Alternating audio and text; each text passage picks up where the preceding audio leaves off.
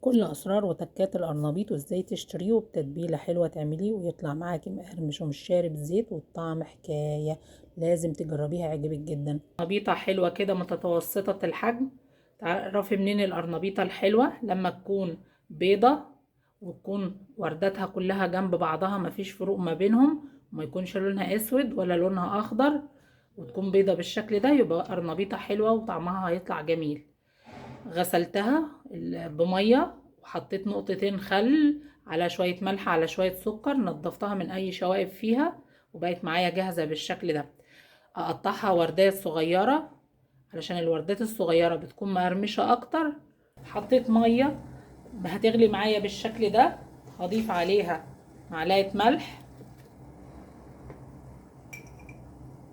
نص معلقه سكر، معلقه صغيره كمون. وعشان القرنبيط بتاعنا ما يعملش ريحة في البيت وتبقى ريحة مش حلوة، هنحط لقمة عيش في المية بتمتص اي روايح للقرنبيط. هبدأ اسقط القرنبيط بتاعي كده. عايزين القرنبيط يكون تلتين سوا او 3/4 سوا بالكتير قوي، علشان نكمل سواها في التحمير وما يكونش طري معانا. لما يستوي كامل سوا كامل هيكون طري معانا اثناء التحمير، احنا عايزينه يكون مقرمش. استوى معايا القرنبيط بالشكل ده 3/4 سوا. ادخل فيه الشوكه الاقيها بتدخل بكل سهوله. هبدا اطلعه من الميه، هجيب طبق ميه ساقعه واحطه فيه علشان اوقف عمليه التسويه بتاعته. هنا بعد المرحله دي بعد ممكن تصفيه كويس من الميه البارده، وبعدين حضرتك تفرزيه في اكياس، تفرزيه في التلاجة، تستخدميه في اي وقت. هنعمل خلطه القرنبيط الحلوه بتاعتنا اللي هتخلي طعم القرنبيط روعه.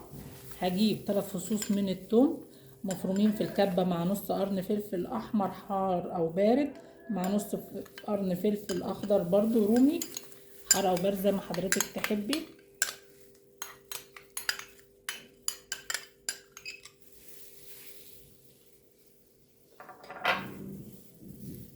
هنزل عليهم بكوباية ونص من الدقيق مع نص كوباية نشا. هضيف التوابل بتاعتي، ملح، معلقة ملح، معلقة كمون، القرنبيط بيحب الكمون، ربع معلقة فلفل، رشة كركم كده خفيفة تديني اللون الذهبي الحلو للقرنبيط، ربع معلقة شطة.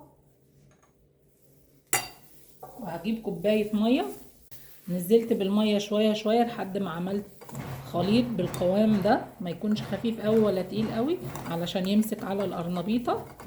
اضيف لهم شوية خضرة مشكلة، عودين شبت على عودين كزبرة على عودين بقدونس. احنا مش عايزين نكتر الخضرة، احنا عايزين بس ناخد ريحتها وطعمها مع هجيب القرنبيط بتاعي بعد ما صفيته كويس كده من المية، هحطه في الخليط ده. احنا عملناه عشان يشرب من التتبيلة بالشكل ده. بعد ما حطيت القرنبيط بتاعي كده في التتبيلة وتشرب منها، هبدأ اخده على تغطية تانية، عبارة عن كوباية من الكريسبي المطحون الناعم بيتجاب من عند العطار، على نص كوباية من الدقيق، عليهم رشة ملح رشة كمون. وابدأ اخد كده القرنبيط بتاعي وانزل بيه كده.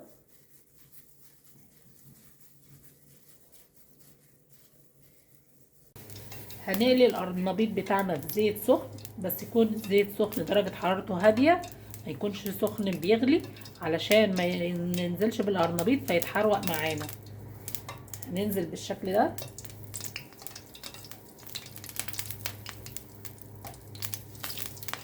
ما بقلبش خالص القرنبيط غير لما بياخد لون من الجنب اللي في الزيت على الجنب التاني علشان يديني قرمشة حلوة. خد اللون الذهبي الحلو ده معايا، ابدأ اقلبه.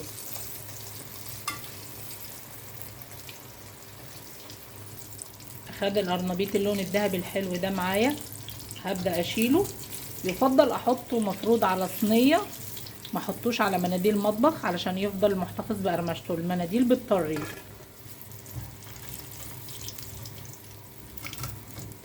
لو عندك شبكة يكون افضل.